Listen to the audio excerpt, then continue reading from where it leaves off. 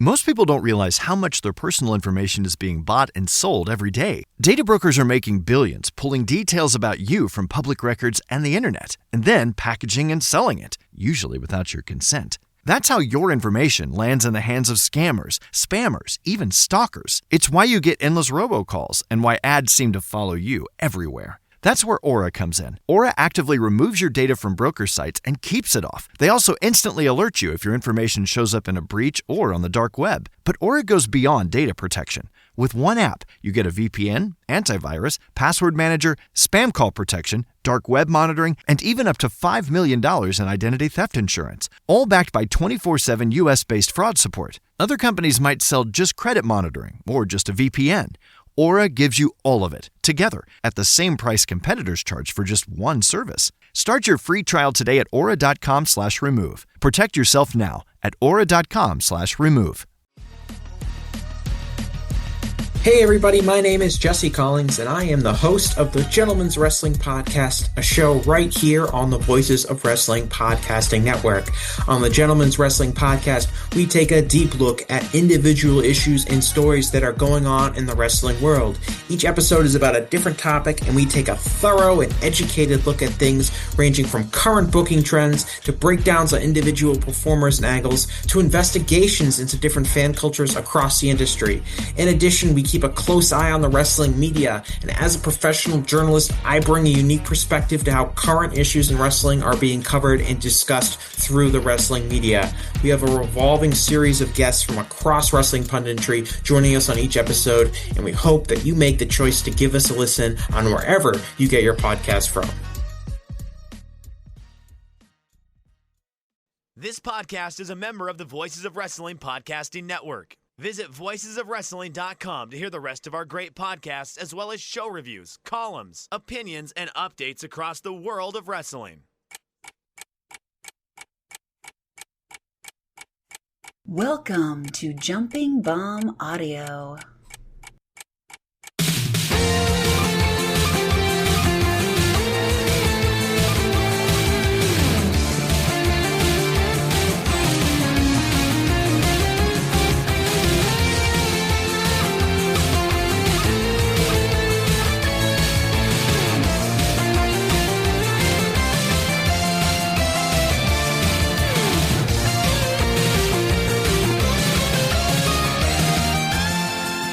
Hello, everyone, and welcome back to Jumping Bomb Audio, the #1 show all about the world of Joshi Pro Wrestling. My name is Taylor, and I am joined by my very good friend and co-host, Kelly. Kelly, hello. Hi, Taylor. I'm looking for advice. How do I get a headphone jack out of a microphone when the headphone jack has become unattached from the microphone? Long-time listener, first-time caller. Thanks. I think you should post the photo you sent me on the Jumping Bomb Audio Blue Sky account. I should. I don't know if I have access. Tell me the password right now. Do you remember the password for the Twitter? I could find that. It's the same. Okay, good. I'll read it out loud once I find it. Great. But Kelly, you're coming through beautifully. I'm glad. It's all the same. I had a very weird moment doing the intro where I felt like my voice was not coming out of me. Because I'm hearing myself in my headphones, and that overrode my voice, my actual speaking. Okay. And so it was like I was hearing someone say the words. Anyway, I was disassociating. Yeah. In the middle of that intro, but I think I still did a pretty good job. Damn, I somehow do not have the password saved. So I guess you just have to tell me right now on air. Okay, I you know what I'll do? I don't know if people hear me type when I type on the show. I might I'll every now and then I will, but it's never like bum, bum, bum, bum, bum, bum, bum, bum. Okay, I think I'm going to type it to you right now, and right, I will fantastic. let people hear the keystrokes. Oh, they'll be able to figure it out. Frankly, if you can guess the password, you are welcome to our Blue Sky account. Okay, here we go. Also, I don't know if that is actually the password. All right, it's definitely Cherry Poppin' Daddy's 69. I love Zoot Suit Riot. That's a great song. I'll say it. I'll be courageous. Now, did that get you in? No, I just remembered what's our fucking did we use the email or what's our thing? I'm sure people are loving this. How do I even log into a new account on Blue Sky? Are you on your phone? Yeah. You go to the how did I do it? Okay, our login name is JBomb Audio. I think if you do JBomb Audio. Okay, that should be easy enough. So we can do the show. I'll figure this out. Occasionally I'll probably be like, hey, I don't know what's happening, and interrupt you when you're talking about something important. But if you add another account, found it. Got it. If you want to see what is happening with Kelly's microphone and headphones, follow us on Blue Sky at JBomb Audio. And if you want even more Kelly content, you can follow him at Comic Geek Kelly. You can follow me at Taymambo. Subscribe to us on your podcast app of choice. And if that app of choice is Apple Podcasts, we would really appreciate a 5-star rating and review. Oh, we're so in. And if you're feeling extra generous, you can donate to the show at redcircle.com/shows/jumping-bomb-audio. So we are going to be talking some Tokyo Joshi today. We are going to be talking Marvelous today. But before we do, we want to talk about Babbel. That's right. Learn to speak a new language with confidence. With Babbel, you'll learn practical and useful skills that you can apply right away so you can reach your goal of having real-life conversations faster. Achieve your goals with course material that's tailored to your proficiency level, interests, and time commitment. Stay motivated with real-time feedback, progress trackers, and handy visualizations. Sharpen your pronunciation with speech recognition, and build your conversational skills through engaging, interactive dialogues. Join millions of Babbel learners breaking the language barrier every day, and you can join at voicesofwrestling.com/JBA Babbel. That's JBABABBEL. That's Babbel. All right, Kelly, the first thing we are going to talk about today is the most recent Tokyo Joshi Korakuen Hall show from May 4th. That was, yes, Wonderland in front of 1,087 fans. A pretty good number for Tokyo Joshi. What did you think of the show? More like no Wonderland, am I right? No, it was fine. I enjoyed it. I was like, oh, you didn't like it? No, it was a fine show. I just wanted to say that. I thought it was pretty solid. I thought it was a solid. I don't think there was anything really blow away, but there were matches I enjoyed. It moved along, and yeah. Very easy watch. Yeah, easy watch. I would agree. So let's get right into it. The first match was a singles match. Ren Kanatsu defeating Shion Kanzaki, the two newest wrestlers on the Tokyo Joshi roster, in 5 minutes and 45 seconds. Thought this match was solid. Didn't have too many other thoughts. Didn't think I'd hear an Austin Aries mention on commentary. By defining, like, oh, you know about Aries, like as in Austin Aries. I was like, not as Aries as in like the very common sign that we know. I thought it was fun to end with a submission. That was fun. Other than that, less than 6 minutes. I think two solid wrestlers, but still both very young and still learning. Yeah, no, it was a fine match. They're both coming along really well, I think, and exciting to watch them grow up as wrestlers. The next match was a 6-person tag team match. The trio of Kira Summer, Wakana Uehara, and Yori defeating Kelly's favorite tag team, the Bumping Gritters of Himawari and Shino Suzuki, who teamed with Chika Nanase. The biggest thing to me here was Kira and Chika still feel like I don't really know the word, but like, who are they? Yeah, Not from a sense of like, I've never seen them before, but they feel so undefined that they sort of wrestle, and I'm like, oh, this is fine. They're good, solid wrestlers. But I feel like I don't really know that much about them, or like they don't really have characters. They don't really have a lot to them.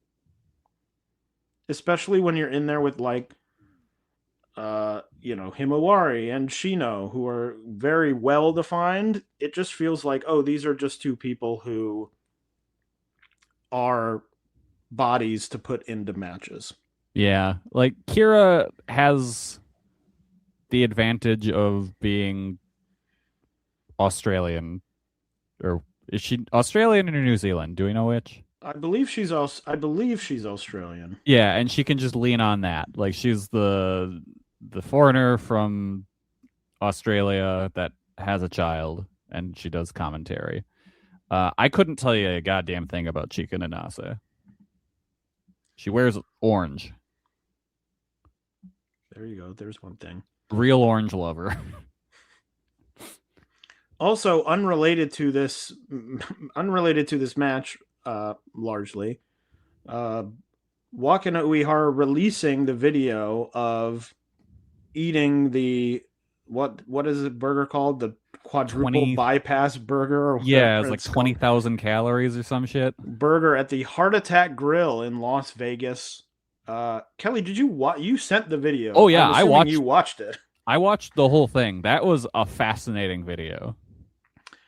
I just think you're really just eating slab like patties of meat. Yeah. And I'm like, that seems so bad. And like there wasn't even extra buns. It was just the two buns. No, that's what I'm saying. I'm saying you're just taking like patties of meat and being like, whoop. And big ass slices of tomatoes too, I will say. They definitely like beefed up, no pun intended, the size of it by shoving like half of a tomato in between almost every patty. Yeah. And those patties are like the most flavorless. Oh yeah. Nothing. Like even she was saying it in the video. She was like, I wasn't enjoying the flavor of these. I'm like, I can imagine they're like the lowest quality burgers. Weird thing to say, glad she didn't get spanked at the end. Yeah, like the entire time she's like, oh, I have to finish this so I don't get spanked. And that is just such an insane thing. And it's like such a weird like, why is that the punishment? The video of the older gentleman wearing the hospital gown getting spanked by a sexy nurse was so strange. Like everything about that restaurant is so weirdly horny, and like wholesome Wakana coming in there, it was just did not match the vibe of that place in any way. I also like that it just ended with her being like, I finished. Yep. I'm like, did anything happen after? Like, do they give you anything? Because she was just like, well, I finished it. Video over. It's like, oh, like, do you get your picture on the wall? They're like, no, the spanking is the reward. Yeah. Yeah, you don't actually want to finish. Yeah, we don't expect anyone to finish it. It's just so old men can get spanked by women dressed like nurses. Heart Attack Grill. I'm now on the Heart Attack Grill website, which this is very odd, which is mostly pictures of women dressed as nurses. Yeah. Oh, there is no information about the actual restaurant. Wait, what? Oh. I clicked on a random spot and it brought me to Google Maps. Okay. Come here if you want to see women. Nurse Ricky. Oh, what? Oh, and this brings me to what? This brings me to a YouTube playlist. Of it appears the nurse waitresses from the Heart Attack Grill doing karaoke. Oh, okay. I think that's what this is. Let's see. What song do we want to hear? Tomorrow. Is this? Oh, yep. Now, oh, okay. This also isn't karaoke. It's lip syncing. Okay. Now, Kelly, let's say you're putting up a video of a woman dressed as a nurse singing Tomorrow from Annie. Okay, yes. I'll give you a little bit more context in that she's singing into one of those sort of oversized children's lollipops, you know, that are like big and circular. Yeah. Let's say you were making this video. I'm thinking about how to do it right now. What do you think you'd put in the background of this video? I would put just a bunch of hamburgers, probably. Kelly, I have to say you're way off. Is it a bunch of like syringes? No, it's a video of something. And it's, frankly, a video I'm surprised that hasn't been copyright struck. Is it just Annie? No, it does begin with a picture of the cartoon of Annie. Okay. But after 9 seconds, it changes to the GIMP scene from Pulp Fiction. Oh.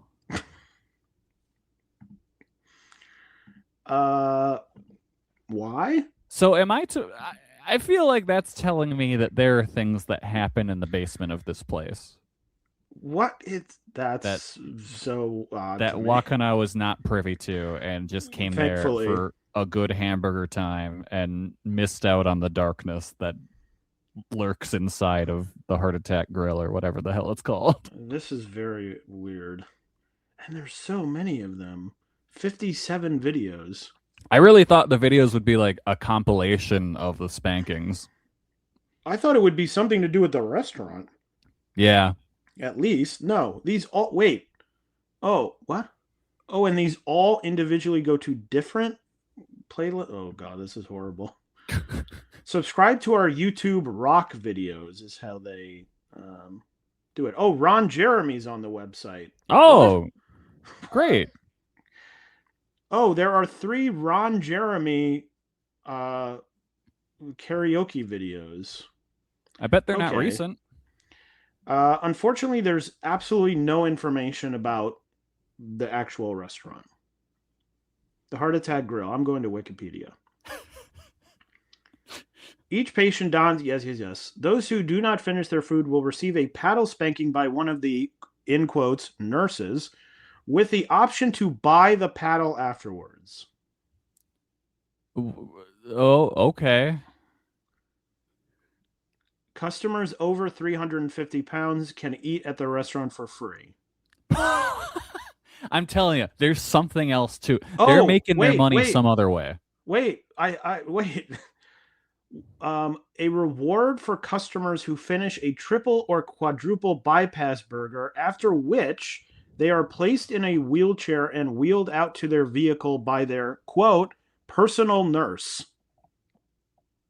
I think they come with you, too. What an odd place. All I'm saying is I think Wakana accidentally bought a woman and did not realize it and just ate the hamburger instead. They were like, should we wheel you out now? And she was probably like, no, thank you. Anyway, that was our side conversation on the Heart Attack Grill. But other than that, the match was fine. Yeah. The next match was another 6-person tag team match. Mei Suruga, Mizuki, and Uda Takami defeating Palm Harajuku, Raku, and Yuki Aino in 12 minutes and 50 seconds. I mean, this is the troll match that we expected, right? Oh, 100%. Yeah. You know, nothing stands out, but it's sort of what I expected, had a good time, and that was that. Yeah, just a bunch of absolute menaces having a match. The next match was a tag team match. The duo of Aja Kong and Yuki Kamifuku defeating Kakeru Sekaguchi and Mahiro Kiryu in 9 minutes and 41 seconds in a very bad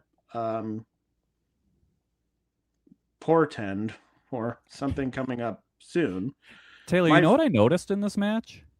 What? Kakeru Sekaguchi and Mahiro Kiryu look a lot alike. Did you know that? I guess I did, but I don't really think about it ever. No, but Kelly, my first note on this match was, I think we can move on from Kamiyu. Yeah. Whoops. Unfortunately. Yeah. I've got bad news for myself in about an hour and a half. Look, I thought the Mahiro Kakeru stuff was funny. It didn't make it a good match. Like, I didn't think this was a good match. But I was like, okay, this is sort of funny.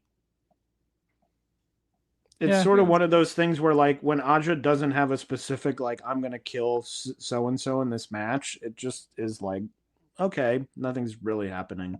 Mm-hmm. It really felt like, all right, Aja agreed to work this show. What do we put her in? Oh, fuck. Okay, we got, who's left? I'd throw him in that match. Okay, we'll do this. And it is weird they keep getting Kakeru Sekaguchi, who I think is good, and I think could probably be more used by other promotions. Mm-hmm. But it feels like every time she shows up, she does this exact, like, this is the only thing she does. Well, didn't you know it's hilarious? I'm slapping my knee constantly. My knee is bleeding from how much I was slapping it. They look so much alike. Kelly, it sounds like you love this match. It was so funny. I couldn't really tell you anything about the match because I was laughing so hard. And, like, you know, the walls were closing in on my eyes. I was starting to pass out from how funny it was and just, you know, leaking blood out of my knee from all those slaps.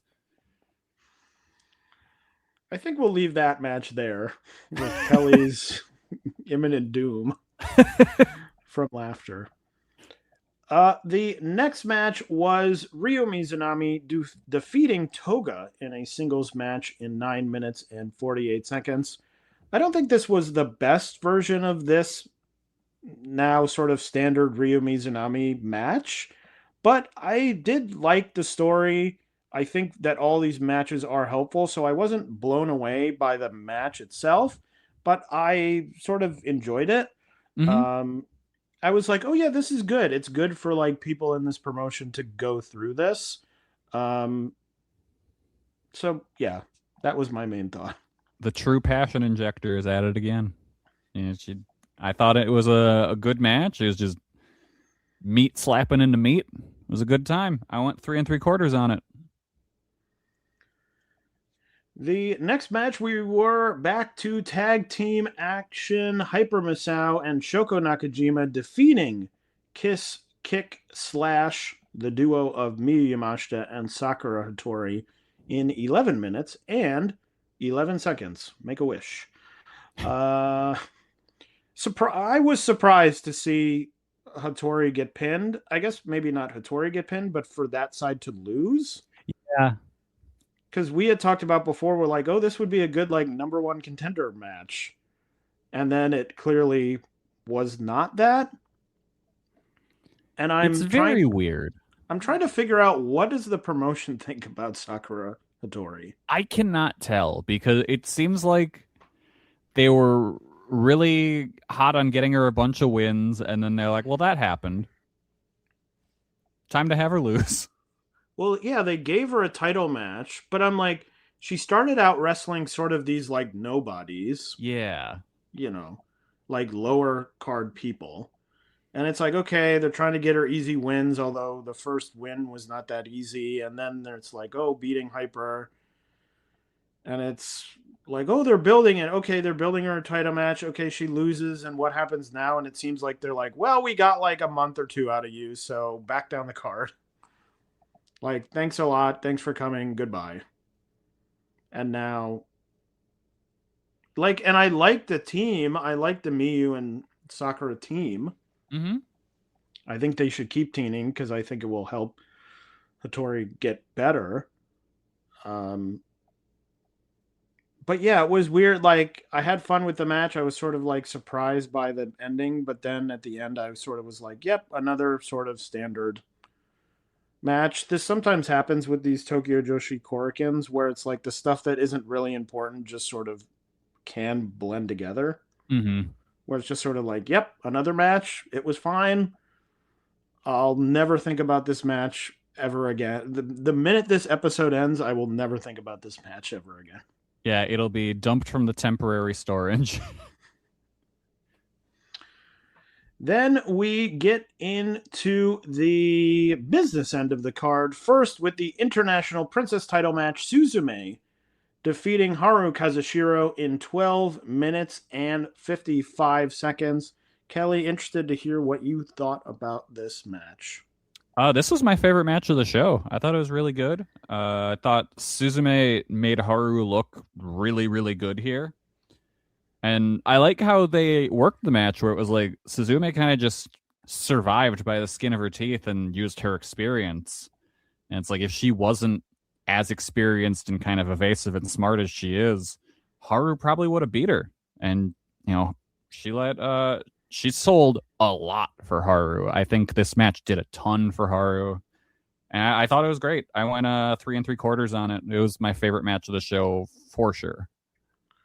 I went 4 stars. I really liked it. I really liked the idea of Haru getting to the arm of Suzume, and it was sort of like, okay, Suzume is at a disadvantage because of the arm, but she is better than Haru. So it's like, okay, this is making things a little bit harder for me, but I am still better than you because, you know, I have the experience. I'm the champion, you know, for reasons of not necessarily straight in like, okay, who's better in ring, although Suzume, but Suzume has more experience. It's like, okay, I know what to do. Like, you took away my arm.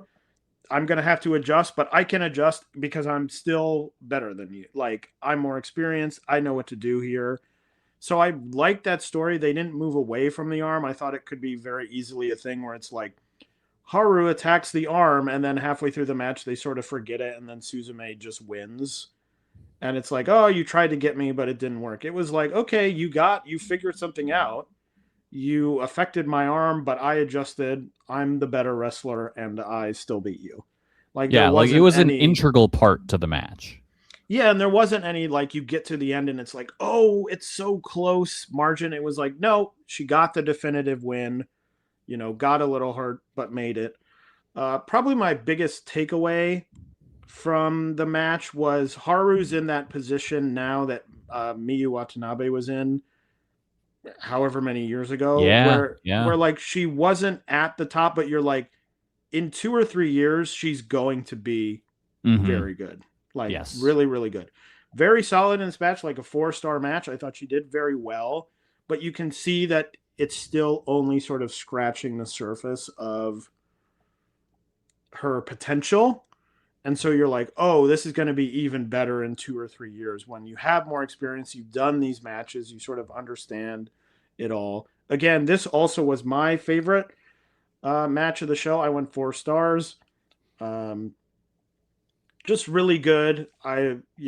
Great showing by Haru in this big position early. I mean, Suzume is great. And I think Suzume is a very interesting wrestler in a way that not many people on the Tokyo Joshi roster are, in that she does do a lot more of these sort of like, my arm is hurt match, or like, that's not really the big style of Tokyo Joshi, is like, oh, we're working this limb, like a limb work match, really, by and large. So I find that very interesting. But yes, recommend, if you didn't watch the show, watch this match, because I very much enjoyed it. She clearly puts a lot of thought into her matches. Yeah, and I think there have been some matches where it's like, okay, didn't quite, like the Mirai match didn't quite all connect to me, but I'm like, there was thinking beyond like, okay, I'm going to do this move, you do this move, we'll do this. Like, there is some thinking as to like, what am I doing? Why am I doing these moves? What's happening to me beyond, the simple A, B, and C, which I really appreciate, even though, as I said, sometimes it hasn't quite connected. But I thought here it really did connect and was very good. Mm-hmm. Then it was the semi-main event for the Princess Tag Team titles, and we have new champions as Miyu Watanabe and Rika Tatsumi defeat the Inspiration, Cassie Lee, and Jessie McKay to win the titles in 12 minutes and 53 seconds. Look, was this a good in-ring match? No, it was not. But I have to say, this seems to be, at least for the moment, the end of the sort of Inspiration story in Tokyo Joshi. They may come back or do something else. I don't know. But at least the story of them winning the tag titles. I thought it was a fun little diversion for how many months has it been? 2 months? Yeah, it's not even probably. A month and a half? How long has it been? They won them at the beginning of April? When was that show? I forget everything. But anyway, it's been a very short time.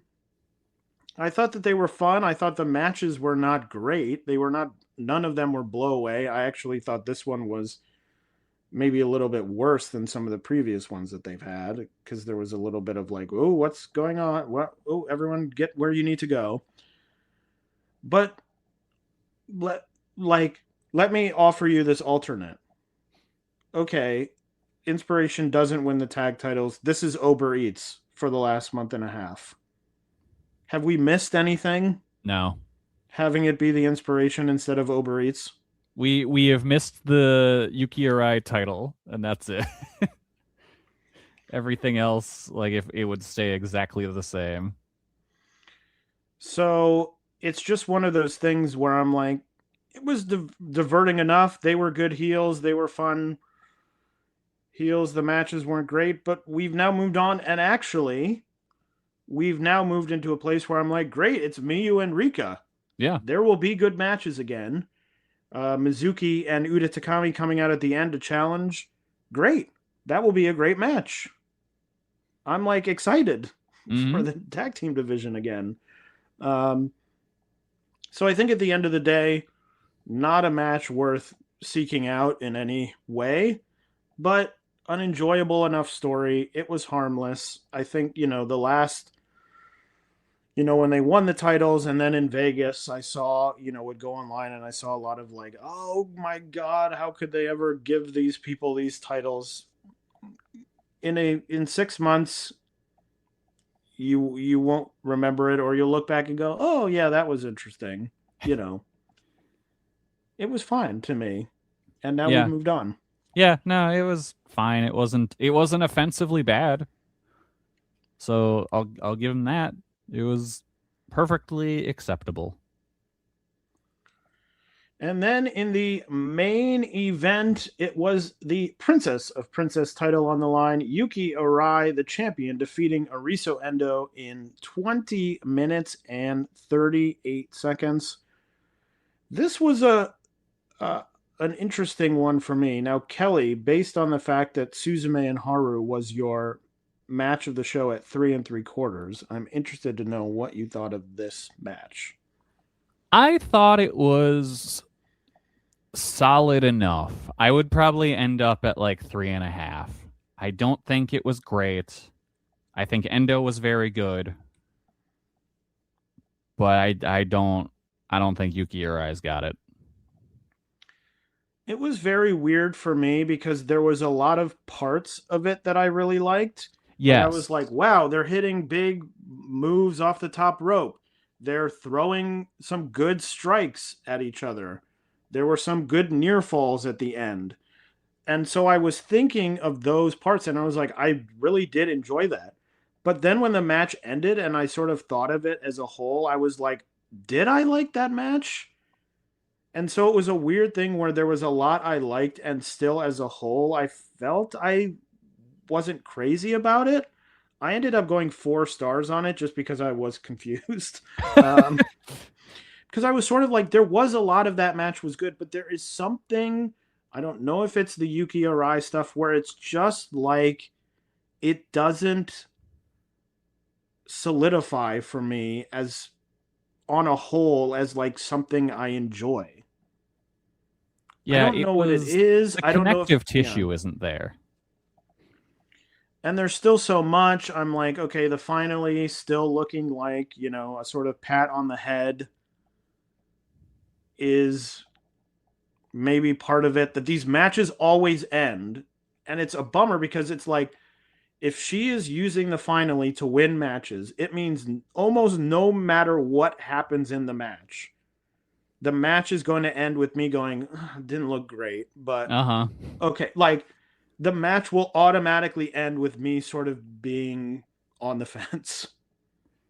Being like, well, didn't look great, or, oh, well, it looked slightly better than last time. Yeah. I think there are sometimes it looks like literally a very light tap on the head. I thought this one was okay in that it didn't look like the softest move on earth, but it didn't look like, oh, she, the big standard in this match, if you're going to end a match by kicking someone really hard, you're comparing yourself to Miyu Yamashita, who often looks like she's kicking people's heads off of their bodies to end matches. Like, that's the comparison. Is that fair? Probably not. But it's what it is. It's in the same promotion, and it's the same type of thing. I'm ending this match with a kick, I'm getting this match, or I'm getting this move, and it's inspired by, I faced off against Meiko Satomura, who had the Scorpio Rising. The Scorpio Rising, sometimes didn't look great, but that was because sometimes it would miss. But when it hit, it looked like it was going to knock that person out. Yeah. And you're like, yep, that's the finish. With the finally, you're like, oh, that's the finish, is sort of getting lightly hit on the head? Question mark. Yeah. The whole thing was, is she even a draw? Now, we go back, this show drew over 1,000 fans. So maybe there's something there. Maybe. To her being a draw. I'm trying to remember. Because yes, Wonderland is always at Korakuen, right? I believe it is, yeah. Oh. Cage match is going to be very punitive with my spelling here. Okay. Yes, ! Wonderland. Well, okay. I'm like, this might be one of the highest drawing ones, but Yes Wonderland, the first Yes Wonderland in 2018 drew 1,200 people. Well, that's pre-pandemic. You can just, at this point, just throw that out. Yeah. Okay, so 2021, they drew 0. Well. Because, whoops. 695 in 2022. 774 in 2023. 756 in 2024, and they didn't do it in 2025. So it is the best number since 2019. Okay. When they drew 1,110 fans for a main event of Shoko Nakajima winning the title from Miyu Yamashita. So, look, maybe there is something there. Maybe the fans were like, we don't care about this show unless she's the champion. Maybe. That could be. And if she's drawing and if she keeps, I think they have a Korakuen coming up, another Korakuen coming up soon. If they draw a big number again, maybe it's like, oh, I guess the in-ring stuff doesn't really matter that much. I don't know. Maybe it's Endo drawing part of this. It seemed like people were pretty behind Endo in this match. Yeah. And I mean, we can't discount the momentum of just the company coming into this too. Yeah. Maybe people love the inspiration. Maybe. I don't know, but Yuki Arai is the champion. She's on top. So you got to think most of the credit has to go to her. But I agree with you.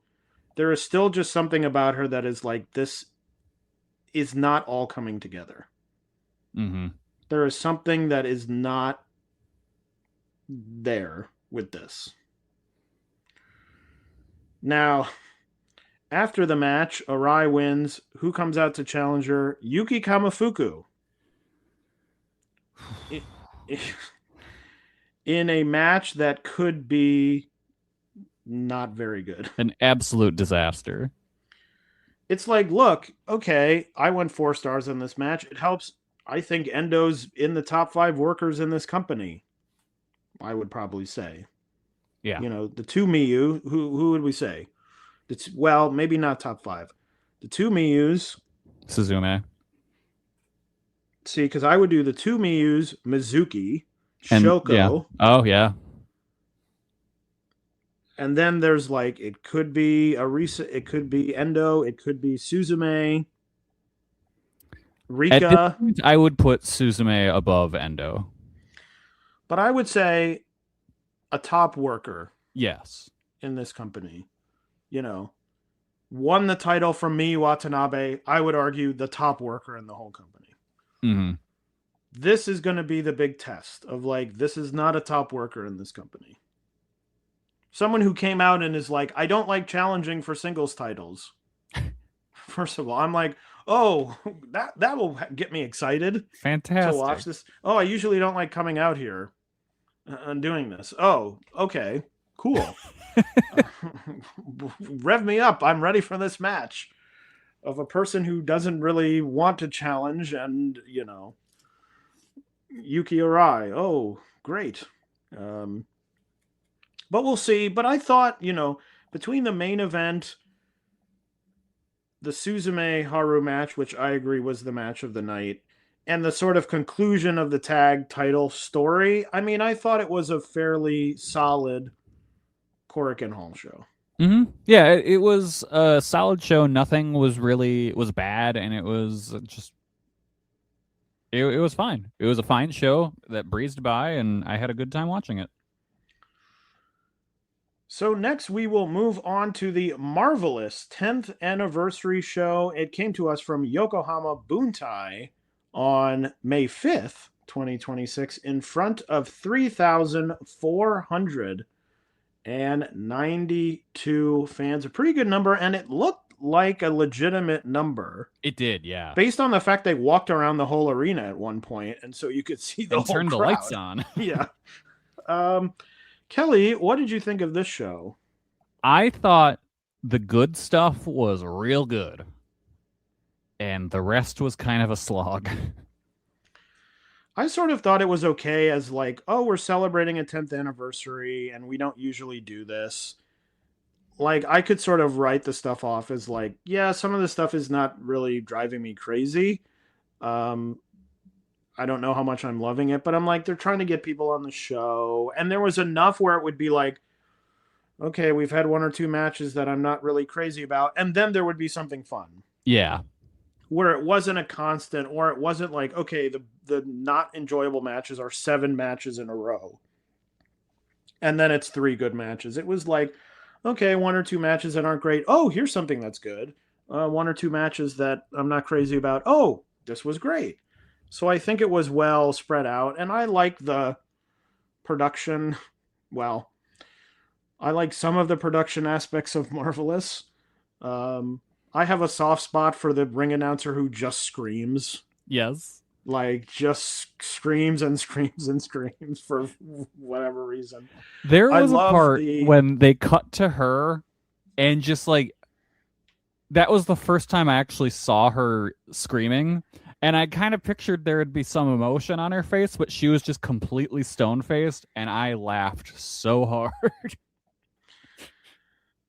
Like, I like the walkout at the beginning, like everyone coming out and showing the match card and all of that. Like, I'm like, oh, this is fun. This is cool. Great.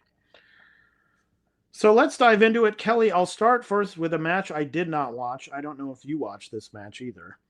The WWE ID men's title match. Did you watch this? I did. It was all right. Okay. I like Titus Alexander. I do not like Starboy Charlie.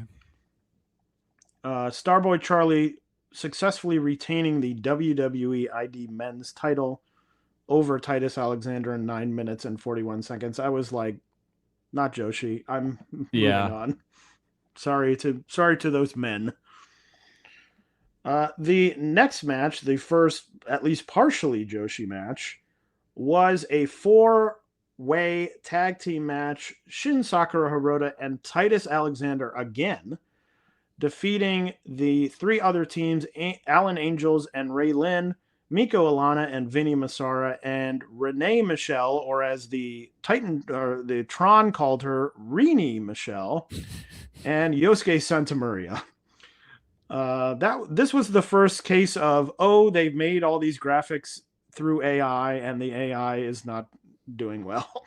Yeah. When they called her, they put it up enough and it was so prominent that I thought, have I always thought of this person as Renee Michelle and have been wrong?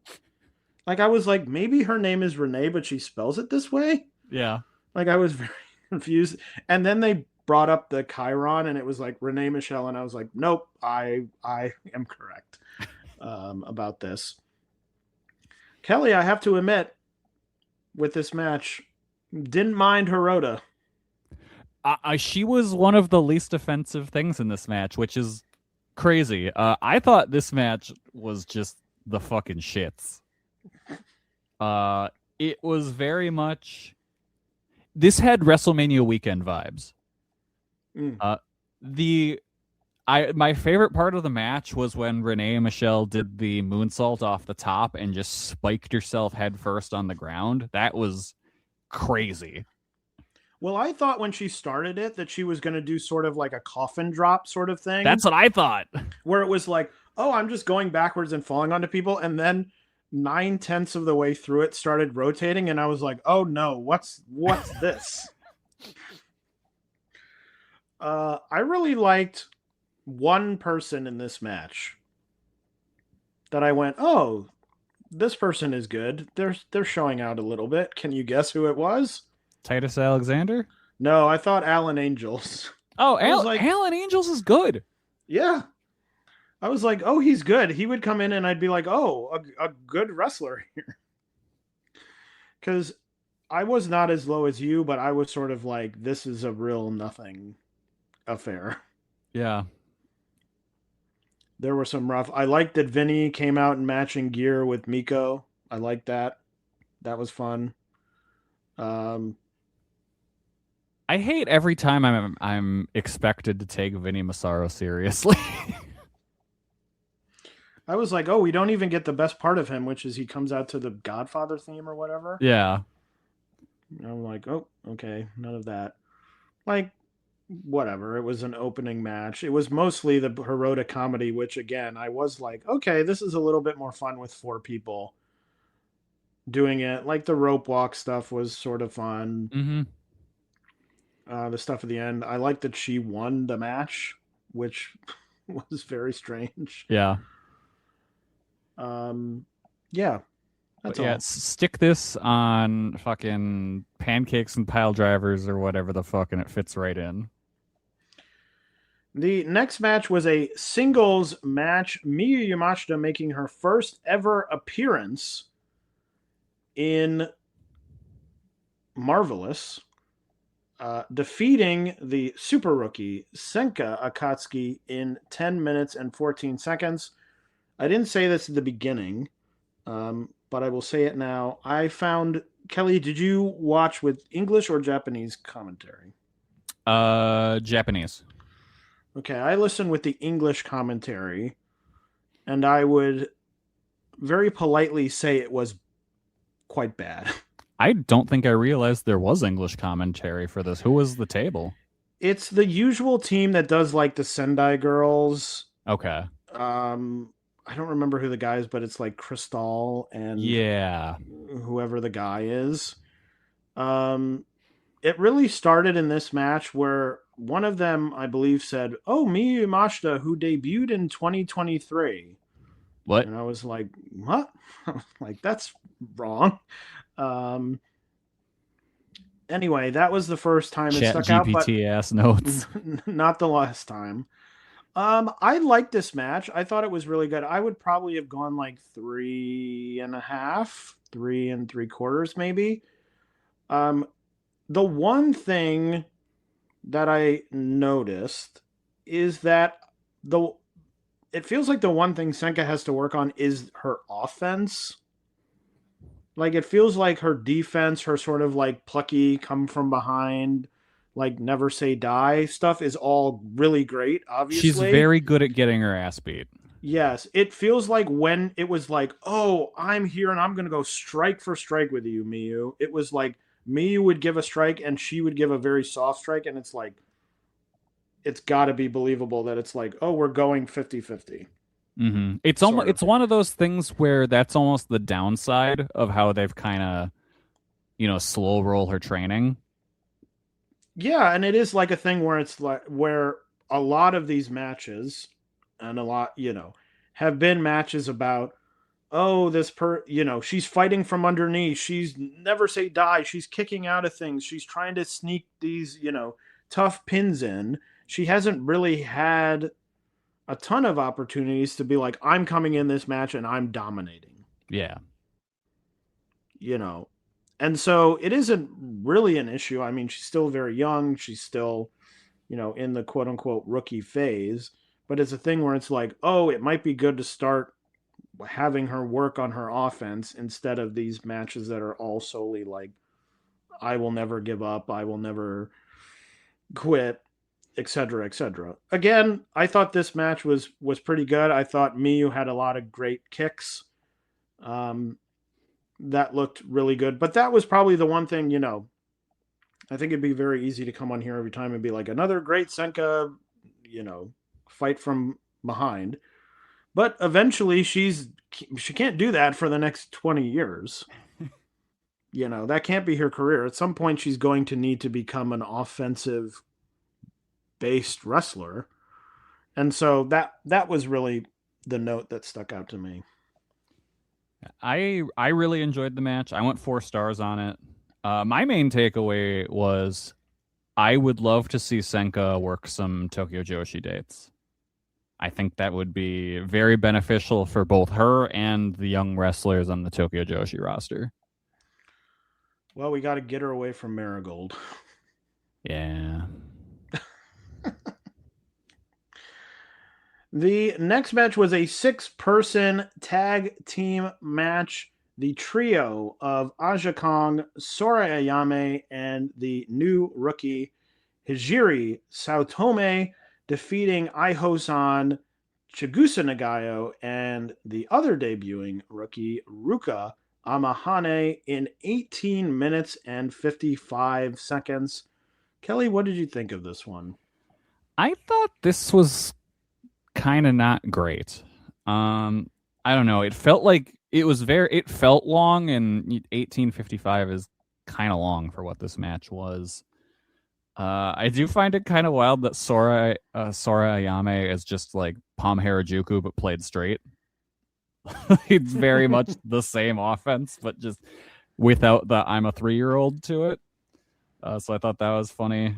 The stretch near the end with the 2 rookies felt like an eternity. It was not good. And like I get why the match was on the card. I appreciate it being there, but ultimately I did not care much for this. I didn't really understand the end of the match. I mean, I will also say the English commentary fully called the wrong finish. They were like, oh, it's a time limit draw. And well, that's what I think everyone thought it was. Yeah, they were like, oh, never mind. I didn't understand. Like, I actually didn't mind the 2 rookies sort of going after each other. And it's like, oh, we've only got 2 moves that we know. Like, we just got to keep spamming these moves on each other and try and pin each other. And we're fighting and we're not letting ourselves be pinned, like, whatever. And I fully thought, oh, they're going to a time limit draw. They're just going to keep fighting in the ring. They're going to go to a time limit draw, whatever. But then it's like Aja tags in, and then it's like, oh, never mind. Aja's just going to win the match. And I was like, what? Why?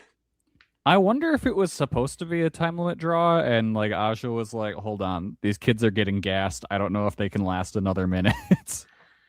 It was just very, like, the whole match felt very weirdly, like, I didn't understand what the sort of, okay, the match has ended. What am I supposed to think about these people. Yeah, like Obviously it's I know an introduction to the new rookies, but like I don't think either of them stood out. But I'm like, had they gone to the time limit draw with the rookies, it would have been like, okay, they were fighting hard. They ended the match fighting hard. The veterans, Chigusa, Aja, were willing to be on the apron and sort of watch them and guide them, but, let them fight it out themselves. And it turns out they're evenly matched, whatever. But then the end of the match becomes sort of like, oh, and then Aja comes in and wins. Yeah, very weird. I don't entirely know what they're trying to accomplish besides get Chigusa on the card and the two rookies. Like, am I supposed to think Hijiri is better than Ruka because she is on the winning team? Question mark. Sora is in the tough position of being in the rookie class with Senka. Yeah. Where it's like, oh, you're in the rookie class with someone who's like, well, this is an all-timer coming down the pike. So it was sort of like two veterans, the two rookies, I can understand that. Then sort of two middle-of-nothing wrestlers. And so just the whole thing, and it was long. I mean, it went a long time. There was a lot of screaming. My girlfriend watched the show with me and was badly put off by the amount of screaming. Yeah, this was the second longest match on the whole show. Yeah, so it just was sort of strange, and I didn't understand at the end, sort of, am I supposed to be like, oh, these new rookies are tough? Maybe? I don't know. Very odd. Next was the International versus Japan 8-person tag team hardcore, quotes, match, where the foursome of Jesse Jackson, Johnny Robbie, Masha Slamovich, and Queen Aminata defeated Chikaya Nagashima, Ichika Miyabi, Rini Yamashita, and Veni in 16 minutes and 20 seconds. I didn't like this. No. I really just came away from this match being like, why did this happen? Why was this a hardcore match? Why are these people tagging together? It felt just like they had to check a box and they're like, I don't know, fucking hardcore match, these people go. And it just felt so soulless and like there was just nothing to it. And like this stretch was really rough for me. These two tags back to back, I was like, after this match, I stopped watching for the day and then came back to it another day. It just was it seems clear to me that it was like hey, let's get some foreigners on the card who have worked Marvelous before. But like, why is it hardcore? I think all of these big shows are like, well, we've got to do at least one hardcore. Although I think we have to create a new name for matches that are only like people lightly throwing chairs at each other and then one person goes through a table. The Dash Chisako special. Yeah. The Dash, yes. The Dash match. Which is insulting because she's very good at that kind of match. Yeah, I mean, I've even started with those matches to be like, okay, I get this. But they are in a better style than this. They end with something where you're like, wow, that's crazy, at least. Mm-hmm. Like this, the craziest thing was the Team International setting up that wall of chairs for like 7 minutes. And then I was like, what spot are they going to do with that? And the spot was, whoops, we fell into them. I was like, that's it? That's the whole thing? I mean, Ichika waving around that baseball bat. And then, like, knocking it on the end of a chair and being like, oh, cool. Okay, fun. I mean, not even getting into the idea of Masha Slamovich appearing here. Yeah. Which, am I surprised? I think I said this last time when we were previewing the show. Good idea? Probably not. Am I surprised? Like when I first saw this match, was I surprised? No, I was not. But it just sort of ended. English commentary incorrectly calling Queen Aminata Jesse Jackson, Ugh. which felt slightly problematic to me. When they were it was literally in the intros, and they're like, and finally they're introducing Jesse Jackson, and the announcer was like, and Queen Aminata, and they're like, Queen Aminata, actually. They're like, yes, Reverend Jesse Jackson. Yeah, one of them called her Queen Amitana at one point, I believe. One of them called Masha Slamovich Masha Slamovici, because I think they were imitating the Japanese call of the name. Very odd. Oh, my other note is I'm starting to become a little depressed. Brother, I'm right there with you. About Venny. Oh, yeah. I don't think she's ever reaching the level of potential that she had. I'm like 2 years ago, we were like, she's going to be the best wrestler in the world, and someone's going to sign her, and it's going to be amazing. Yep. And she's going to be so good. And now I feel like most of the time I see her is in matches like this. Yeah, she's kind of just moonwalking through her career now, where it's like, okay, nothing of any real value or import is coming out of you anymore, is it? Correct. So that was the 8-person hardcore match. This is when I was the most down on the show and was like, man, I don't like this show.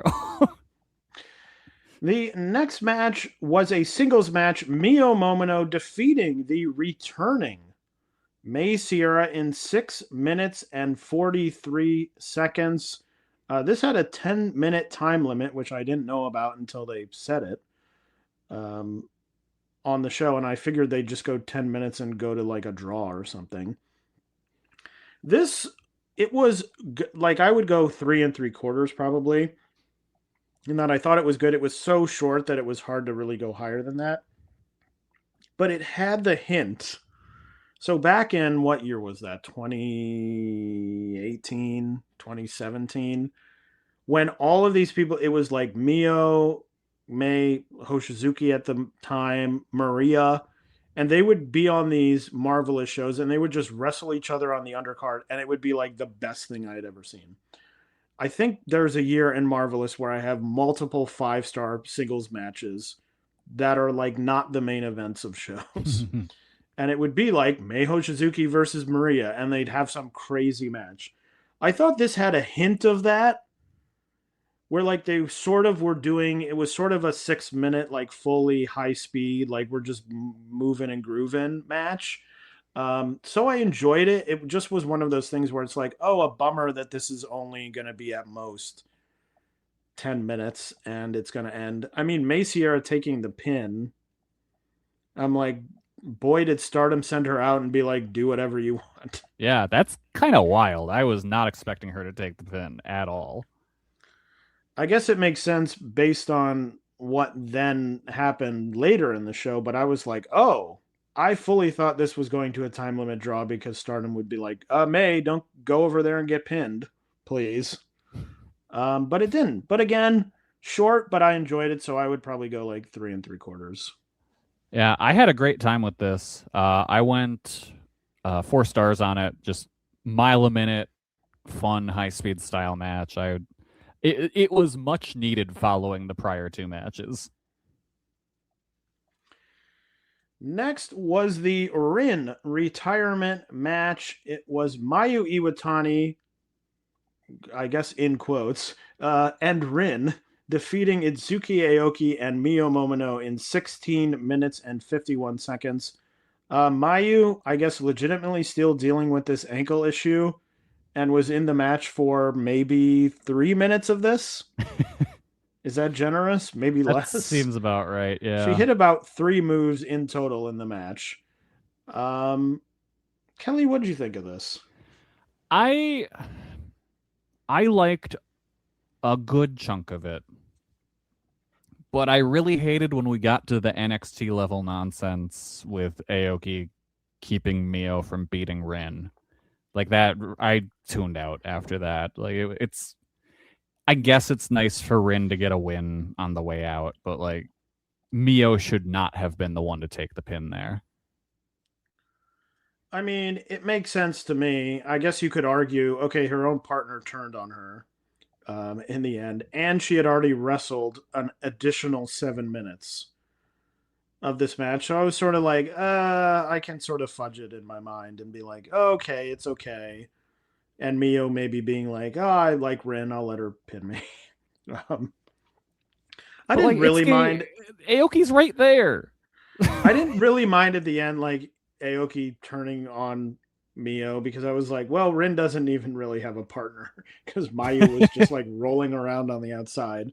So I was like, people like Rin, whatever. Like I was not, I didn't love this match. I wasn't blown away or anything close to that by it, but I was like, oh, let them have fun. Let them like do whatever they want to do.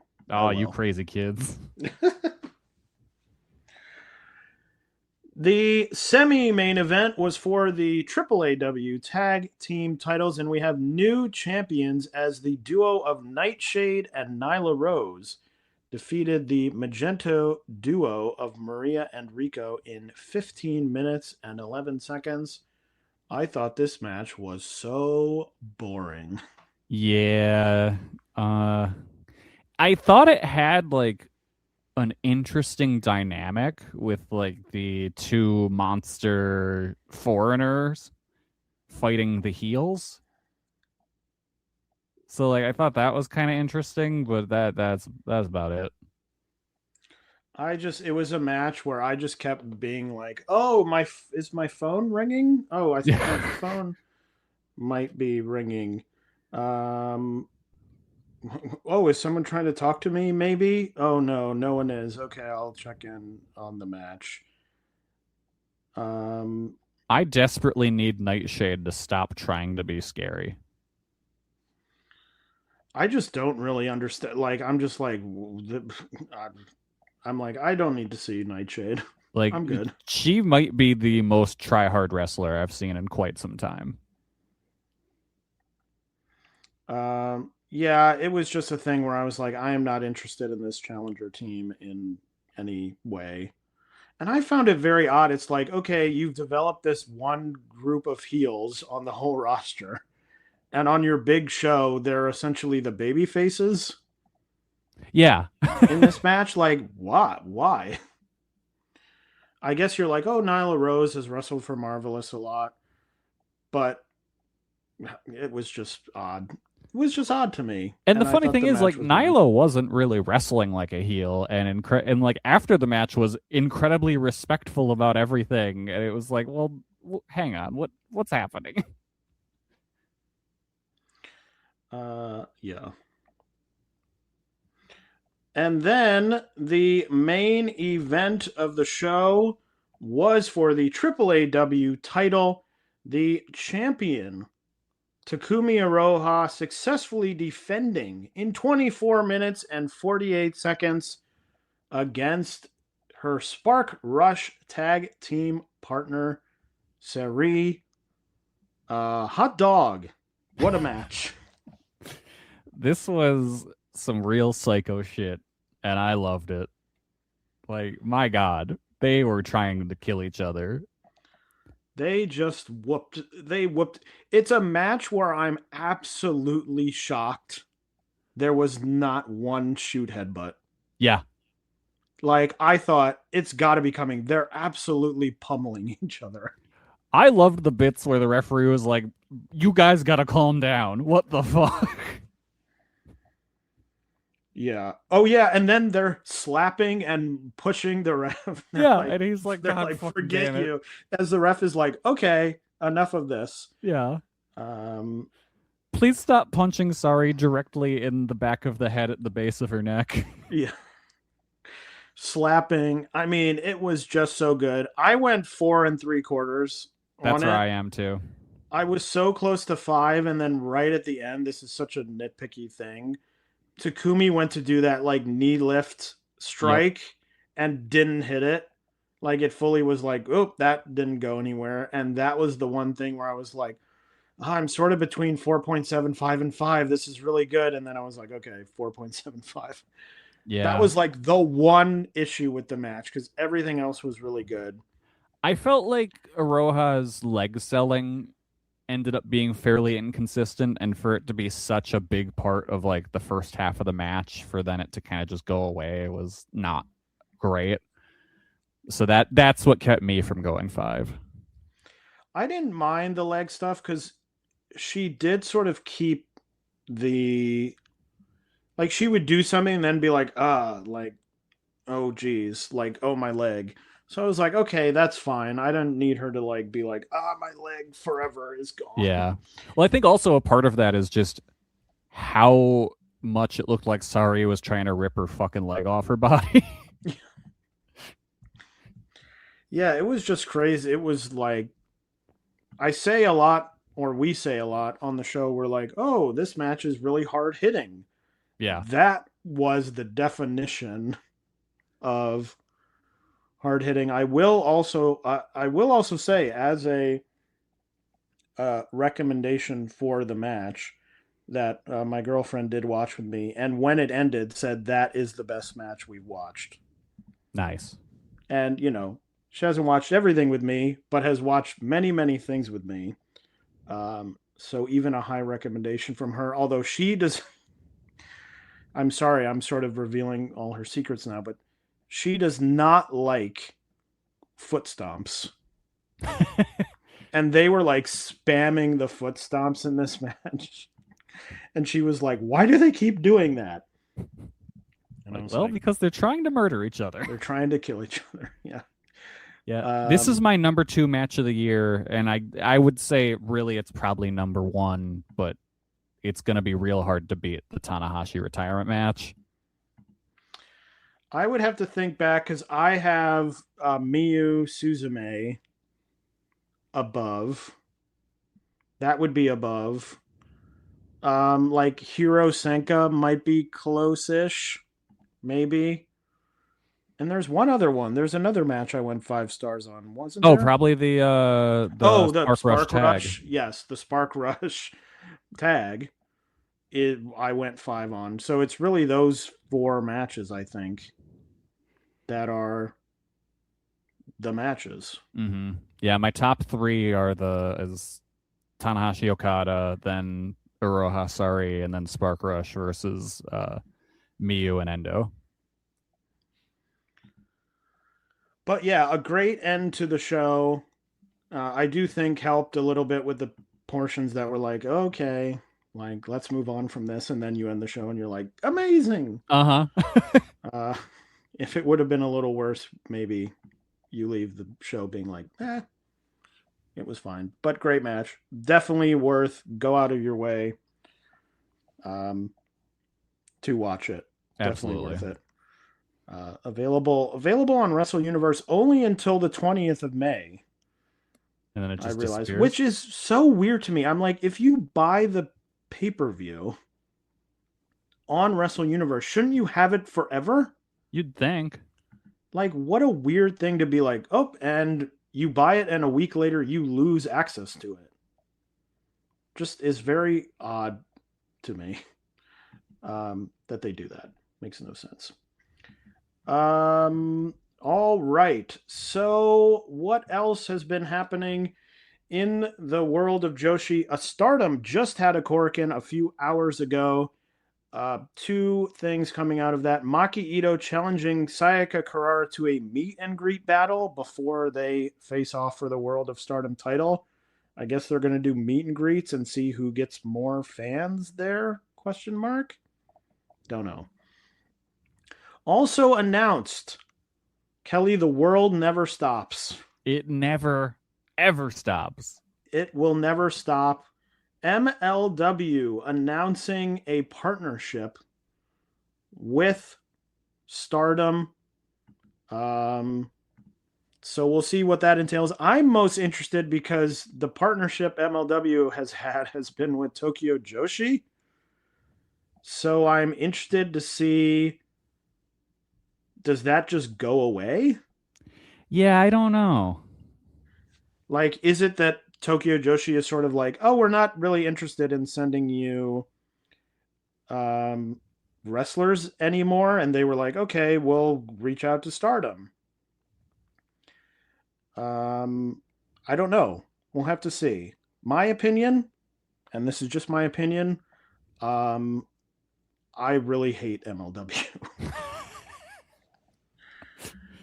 I have been to 2 of their shows live. They are the 2 most boring wrestling shows I've ever been to in my whole life. And I've never had the pleasure. The thing about it is, and I don't even know if I've done this, but like going to a show that is bad is better for me than going to a show that is just like nothing. Like, Kelly, if I was like, you are going to go to a show, that show is going to be 4 hours long, and every single match will be 2.5 stars. How interested are you in going to that show? That's why I don't watch MLW. You've got the 3-star ceiling.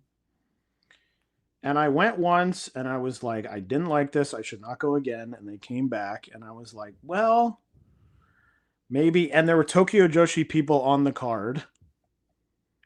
And I was thinking, okay, I'll go to see them.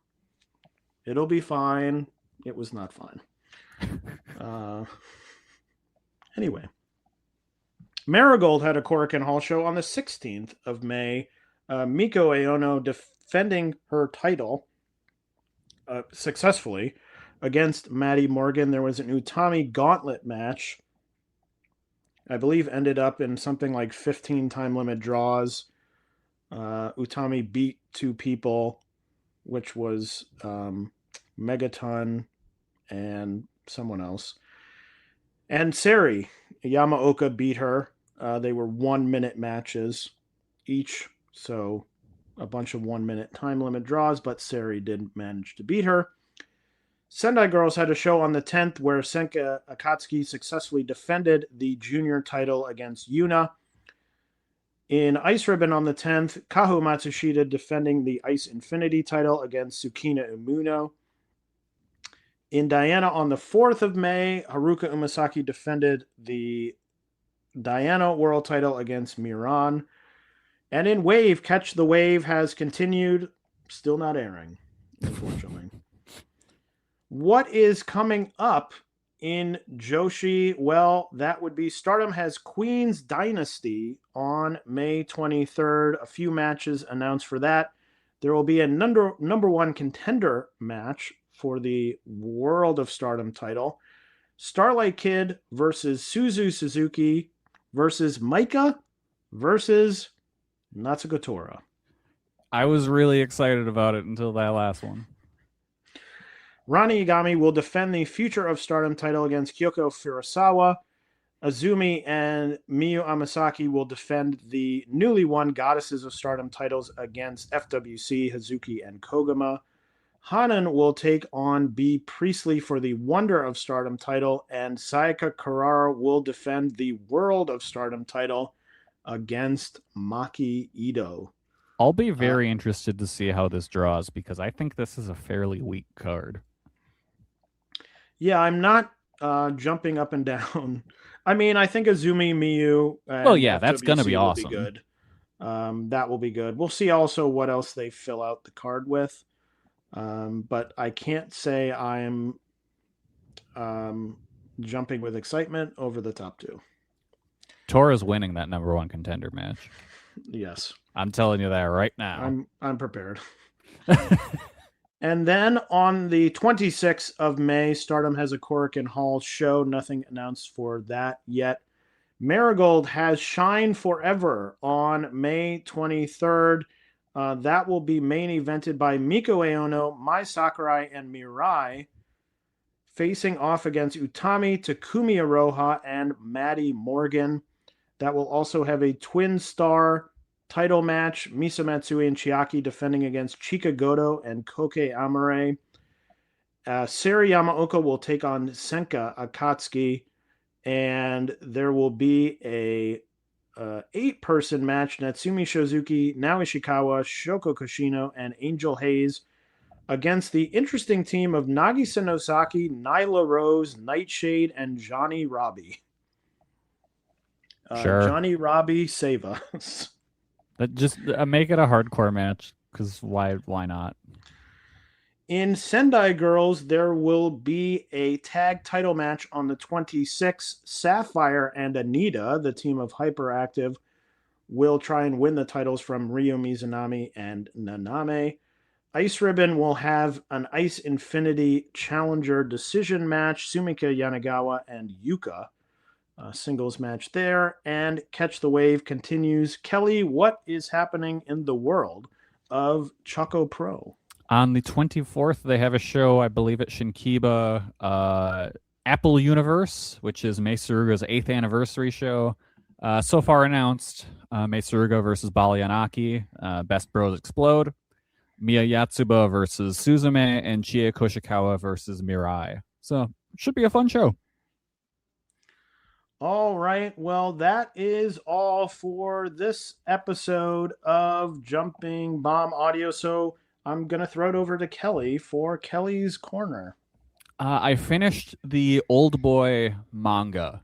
Very, very good. The book, the second hardcover is like 800 pages, and I breezed through it in an afternoon. Like, it's very easy to read, and goddamn, did I just want to keep going to see what happened next. Very interesting having seen the movie first. There are quite a few differences in it. So if you've seen the movie and you really enjoy the movie, I would recommend the manga, because it is also very good, but different enough where you're not just reading the thing you've seen already. All right. Well, that is all for us. Before we leave, remember to join the millions of Babbel learners breaking the language barrier every day by joining Babbel at voicesofwrestling.com/JBA Babbel. That is all for me. That is all for Kelly, but we will talk to you next time. Bye, everybody. Most people don't realize how much their personal information is being bought and sold every day. Data brokers are making billions, pulling details about you from public records and the internet, and then packaging and selling it, usually without your consent. That's how your information lands in the hands of scammers, spammers, even stalkers. It's why you get endless robocalls and why ads seem to follow you everywhere. That's where Aura comes in. Aura actively removes your data from broker sites and keeps it off. They also instantly alert you if your information shows up in a breach or on the dark web. But Aura goes beyond data protection. With one app, you get a VPN, antivirus, password manager, spam call protection, dark web monitoring, and even up to $5 million in identity theft insurance, all backed by 24/7 US-based fraud support. Other companies might sell just credit monitoring or just a VPN. Aura gives you all of it, together, at the same price competitors charge for just one service. Start your free trial today at aura.com/remove. Protect yourself now at aura.com/remove. Hey everybody, my name is Jesse Collins, and I am the host of the Gentleman's Wrestling Podcast, a show right here on the Voices of Wrestling Podcasting Network. On the Gentleman's Wrestling Podcast, we take a deep look at individual issues and stories that are going on in the wrestling world. Each episode is about a different topic, and we take a thorough and educated look at things ranging from current booking trends to breakdowns on individual performers and angles to investigations into different fan cultures across the industry. In addition, we keep a close eye on the wrestling media, and as a professional journalist, I bring a unique perspective to how current issues in wrestling are being covered and discussed through the wrestling media. We have a revolving series of guests from across wrestling punditry joining us on each episode, and we hope that you make the choice to give us a listen on wherever you get your podcast from.